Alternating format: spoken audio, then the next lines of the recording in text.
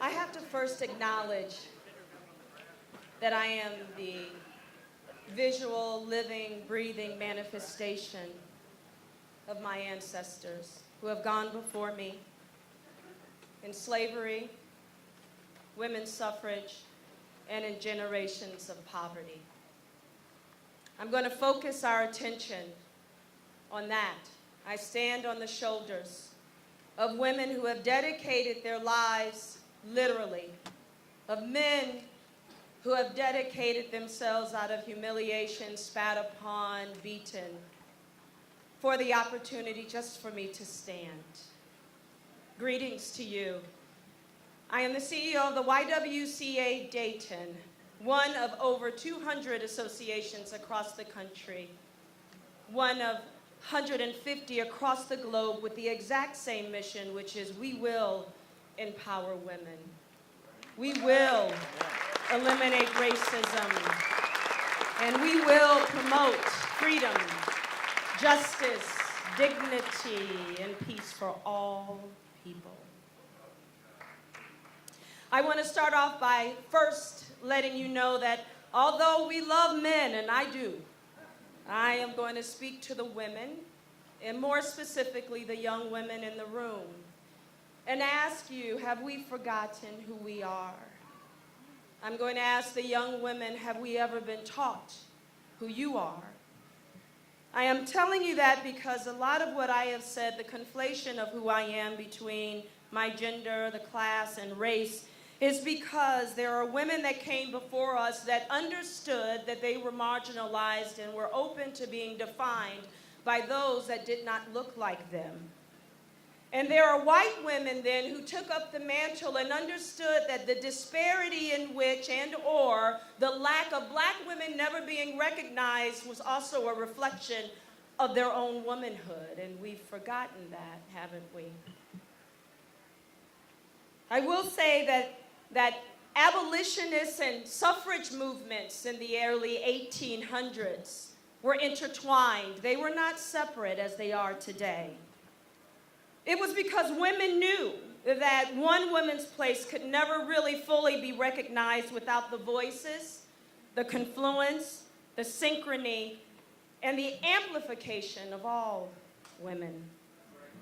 And that white women's very fullness, that their very wholeness was dependent upon every woman's voice being heard. Therefore, to have a lack, to have apathy, for those that were discounted, marginalized, and already muted, women of slavery, women of African descent, freed women, would be working against the very need of themselves being heard. Do we remember that? There are broader women's rights that included, back in the 1800s, gender-neutral divorce laws, that women fought for the right to refuse their husbands, that women fought for the right for increased economic stability, for voices around her own body, her ability to choose. Does that sound familiar? White women were clear back then that their power, their status, their stature was dependent upon every woman's voice, every woman's vote, every woman at the table. It was imperative, therefore, that the abolition of slavery, that the pronouncement of black women, that freed women had to be recognized, and that as women, we were the very breath of each other, that we were all connected. So it goes to stand that the YWCA, who has been in this work since the early 1800s, were at the forefront, that we were pressing social movements for more than just voting rights and civil rights, but all women to be looked upon as women. That the YWCA Dayton in 1890 was the first organization to say that black women were women, and that was reflection, therefore, of all women and the wholeness of us.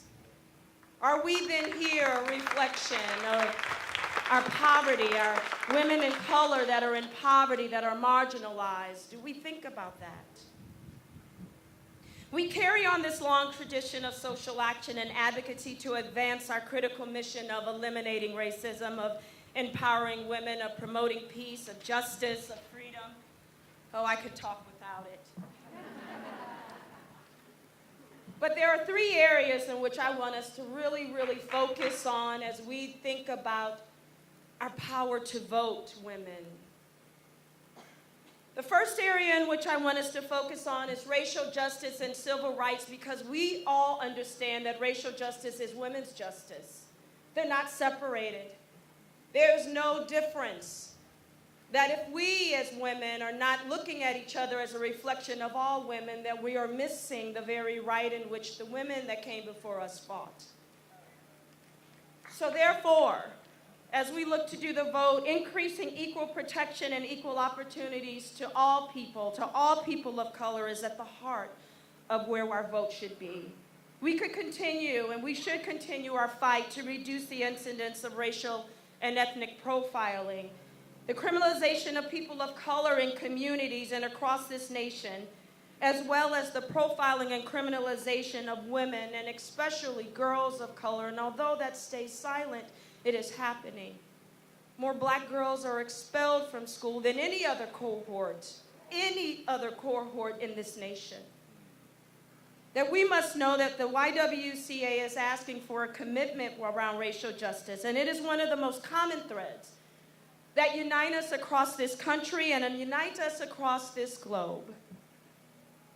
Number two, that health and safety of women and girls is not only important for your communities, but all of our communities, because, well, we can't be healthy women if there are women in our communities that can't get health care, that are too poor to go to the doctor. None of us are healthy.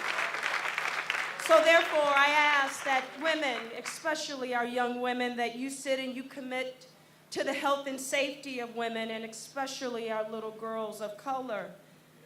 That if little girls of color do not have access to high-quality health and safety resources, support systems, that they cannot be empowered. Because you see, 1 in every 6 women will be sexually assaulted in her lifetime, and black women, it'll be 1 in every 5, and 2/3 of us will not tell a soul, you see, is playing out today. We won't tell a soul. And I will also tell you that without the health and safety, that of those black women that are assaulted, 2.5 times of us more likely to be killed by them. So see, we need you to think about the whole of us. Finally, that we're also thinking about empowerment and economic advancement of women and of girls, because the YWCA is asking you to work along with us to increase economic opportunities for women, for our little girls of color, and that we recognize the importance of addressing inequities that exist for this historically and contemporaneously marginalized group. Women comprise more than half of today's workforce. 1 in 4 women are now sole and are primary breadwinners for their families, and an overwhelming majority of us, of our mothers, of our children under the age of 18 are working, and we're overrepresented in low-wage jobs, lack basic workforce protections, lack basic health care. So it is no doubt that women are central to the economic well-being of their families, and we play a critical role in our nation's economic prosperity. So we're asking you women, especially our young women, to reflect that all of us are a part of us.